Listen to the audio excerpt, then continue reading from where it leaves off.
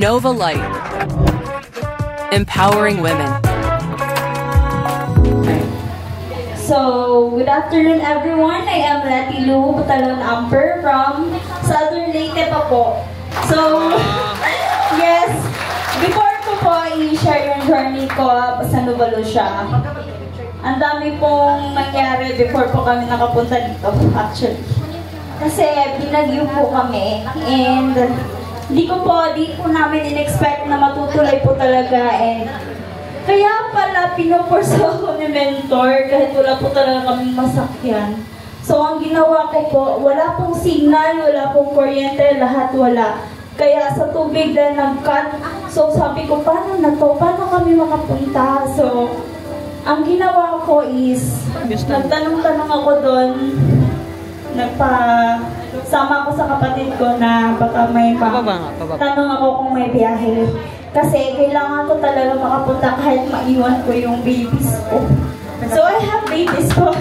Breastfeeding ako and kailangan ko siyang iwan para po dito. So yun yung nangyari nung buti na lang nakasakay ako. Tapos pagkapunta po namin doon sa sakyan papuntang airport, kailangan pa po namin bumaba kasi yung tulay na nadaanan namin is nag-crack na po sa gitna. So, yung van lang po yung dadaan sa may side, tapos kami naman mga tao sa gilid, baka po kasi pumigay. So, yun yung naging journey. Tapos, pagkadating po namin doon, ang haba po talaga ng biyahe, 8 hours pa po, kaya before dumating sa airport. So, yun po yung naging struggle ko papunta dito. Then, about naman po sa Nova Lucia, hindi ko talaga in-expect ako yung tatawagin, no? Kasi si Ma'am Che yung in-expect ko, tsaka si Ma'am Ay. Kasi napakagaling nila, tsaka si Ma'am Eva.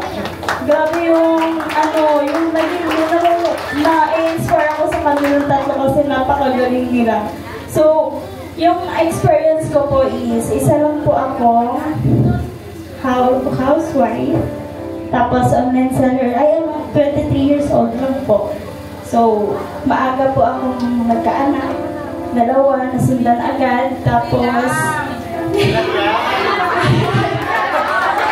so, dahil po nagkaanak ako, pursige ako at nag-discarte kaya nag-online selling ako kahit parang feeling ko natapakan yung pride ko as kasi ginawa kong mag-online selling para mabuhay yung mga anak ko.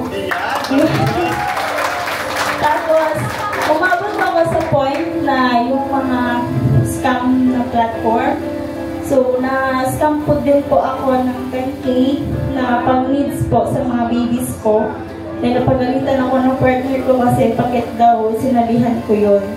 So, sabi ko, gusto ko lang din naman na kasi in-expect ko talaga na i-increase yung pera namin na pang-needs. So, tao lang din, nag-aano ng pera. So, before nun, kasi na-stress ako that time, dahil na-scam kami, ako pala. Ako lang pala. So, na-scam ako. So, nag-scroll down na po kasi TikTok at parang ikaw po yun mag-live. Oo. Ikaw yun, Ma'am siya yung hinahanap ko nung nakapasok ako dito agad. So, ngayon ko pa lang. Siya yung tapos nag-sign up. Nung sa May 20 noon, may top up agad. So, sabi ko, nag-raise na ako ng malaking pera. What more sa 200 pesos? So, hindi ko na siya inisip na, yung parang namahalan na lang kasi feeling ko, pag hindi ako mag-raise, baka walang mapuntahan. So, nag-raise po ako kay 200. Then, nung nakita ko siya agad, yung ginawa ko po talaga is, pinag-aralan ko siya. Kahit wala akong alam. Kasi, pag nagtatanong ako, walang sumasagot. So, nagda-direct ako kay Mentor Grace. Kaya yun, pinag-aralan ko siya. Tapos, nakita ko yung transparency. Then, nag-start ako sa pag-invite doon sa partner ko. Tapos, sa mga kapatid niya, hanggang sa buong pamilya ko. Kasi, lahat. To be honest po, yung mama ko, kapatid ko, partner ko, we are earning malaki. Sabihin na yan kung ano. Ako, and the big achievement ko talaga is makapabahay at wow! Wow!